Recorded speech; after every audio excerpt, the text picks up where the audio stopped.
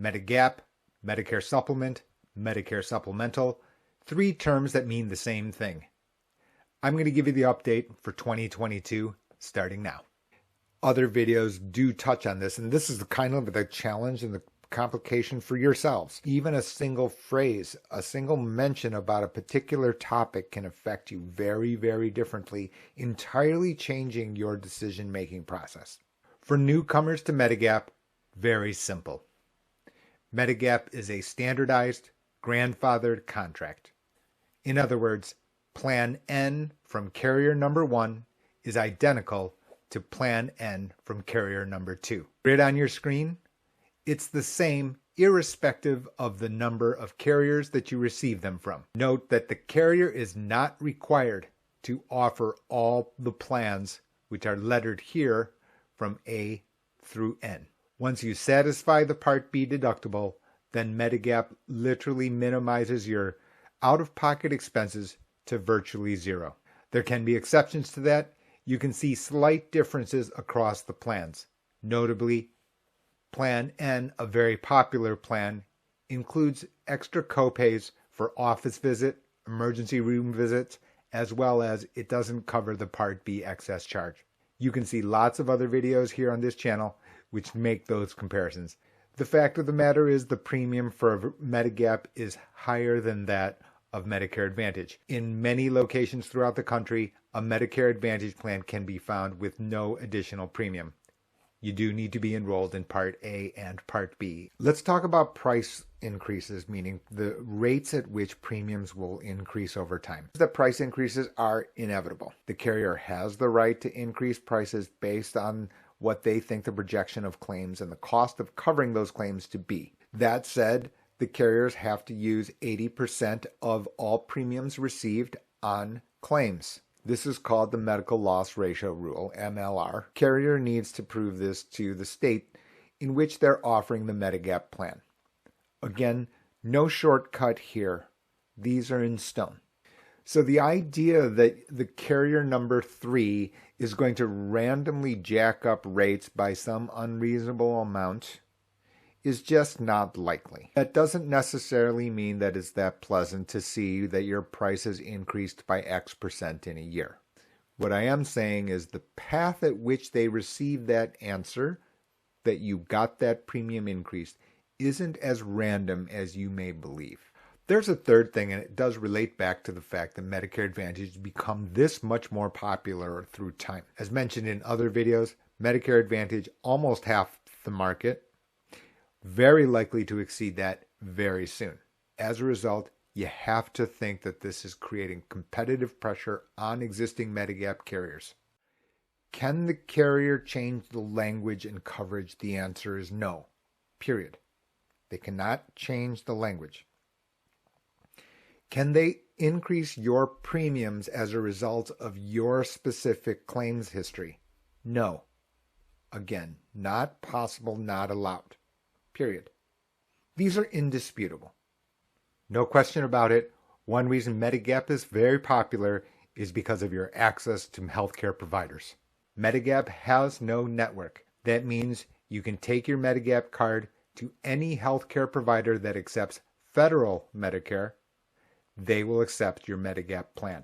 One of the long list of reasons that I don't suggest getting insurance advice from a healthcare provider is that sometimes there are errors, in which case even billing offices mistake the identity, the look and feel of your Medigap card and presume it to be Medicare Advantage. I've even had to personally resolve a situation where the billing office manager, billing office person said, "We don't accept this card."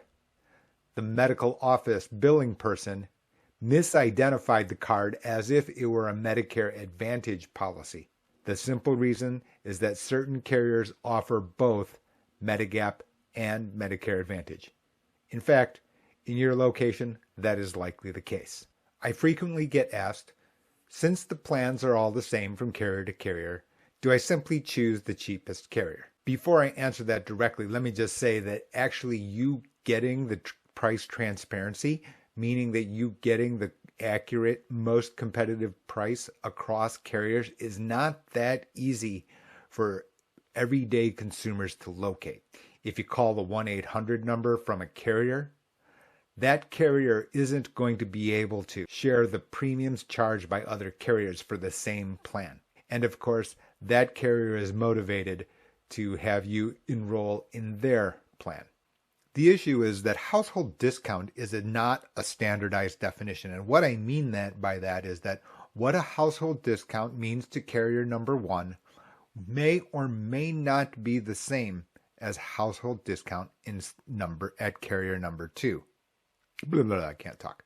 I've only had to hit re-record like 100 times anyway. So anyway, in addition to that, the degree of household discount can vary from state to state, carrier to carrier. So you can't call your sister 2 states over and say we got a household discount of X% from carrier 1. The reason is that same carrier 2 states away may have a different household discount percentage. In addition to that, carrier number 2 may define what household discount is entirely differently. For paid subscribers to Jay's Corner, the link below, you get a free look at the entire market. And by the way, no intrusive calls. In addition to that, we're not going to send out any contact information to any other party. So now that we've got a set of prices and carriers, do I still choose the cheapest carrier?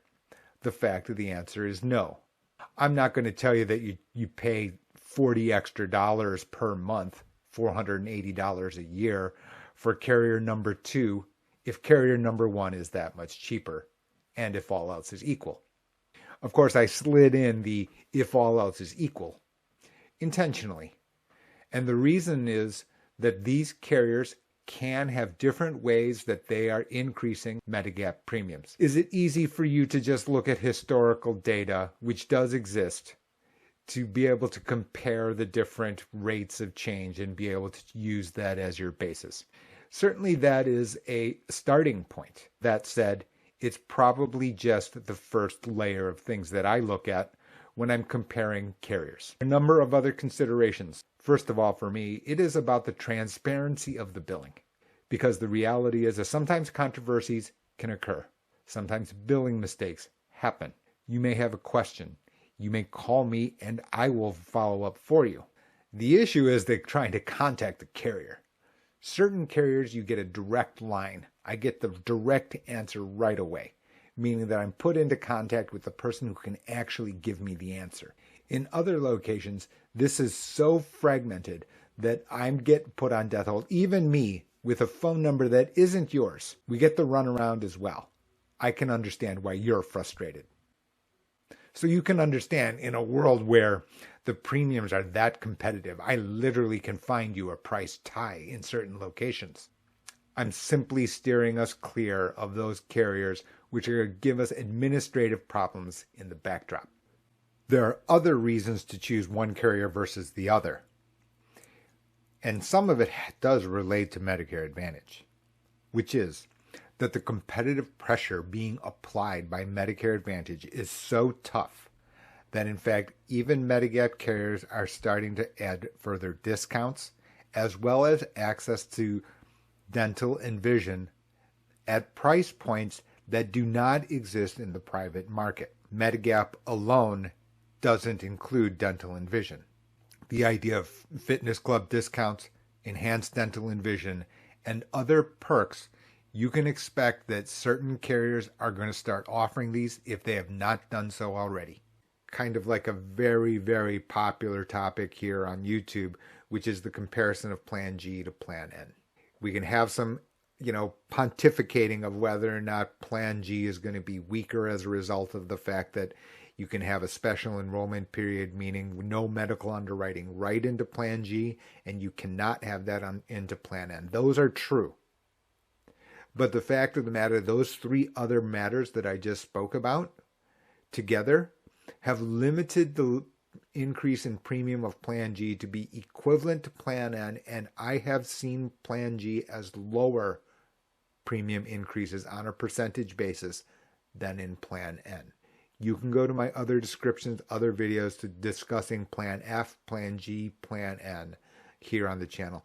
The point of the videos here, not only here on Maximize Your Medicare channel, but also on Jay's Corner, is actually about the information so that actually the basis of your understanding is correct. Because we can't control what happens to the competitive market. We can't control, right, the inflation rate of healthcare costs in the United States. You and I are not going to control that.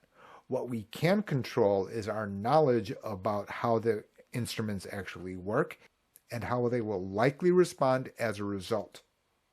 That's the entirety. It's why you need to watch multiple videos, because you'll hear that I'm really not talking about a specific dollar price, right? $101 for Plan G versus $90 for Plan N. I do deconstruct the math, but more importantly than that is the idea of how to actually look through the lens to be able to compare. It is kind of complicated. You do get my empathy. There are prettier people than me. There are nicer people than me. There are people without my nasal Midwest voice. Maybe you can use a voice modulator and cover up the screen and listen to my examples anyway. Pretty sure the principles are right. Thanks for joining. Hope you've liked today's video. Be sure to like and subscribe. I can't say this enough. The channel is done as what I expected it to do. That said, that leaves the great majority of 63 million people who are Medicare beneficiaries still lost. I've spoken to groups far and wide, college-sponsored programs, senior centers, libraries, national conferences for certified financial professionals, as well as high net worth wealth managers.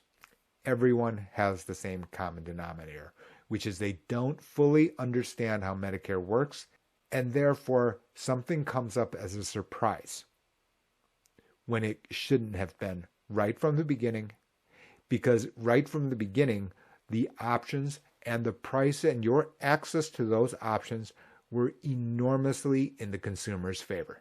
That's my story. I'll be sticking to it.